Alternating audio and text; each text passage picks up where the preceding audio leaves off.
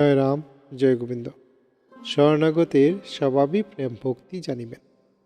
প্রেম ভক্তি সাধ্য সাধনের জিনিস না, আর প্রার্থনার দ্বারা লাভ করিতে পারে না, যেহেতু প্রার্থনাই অভাব বলিয়া জানা হয়।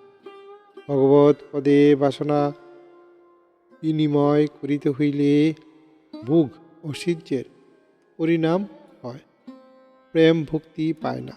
অতএব নাম নিয়া করিয়া থাকুন।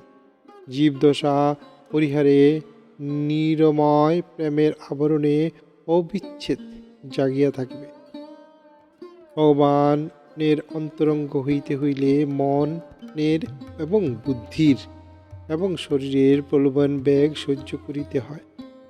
নির্চাঁদ ভগবানকে পাইতে পারে না। যদি কেউ প্রার্থনার বসে কর্তা অভিমানের সাধ্য চেষ্টা করিয়া কিছু উপলব্ধি করিয়া থাকে, তাহা ভগবানের বিভূতি মাত্র জানিবেন। শ্রীধাম বৃন্দাবনে বড়জীবনে প্রবিষ্ট ব্যতীত এই প্রেম আগে জাগে না। সর্বদাই নাম নিয়া পড়িয়া থাকিবেন। সুখের কামে মুক্ত হইবেন না, প্রাক্তন দণ্ড ভোগ করিয়া সেই পথে যাইতে পারিবেন।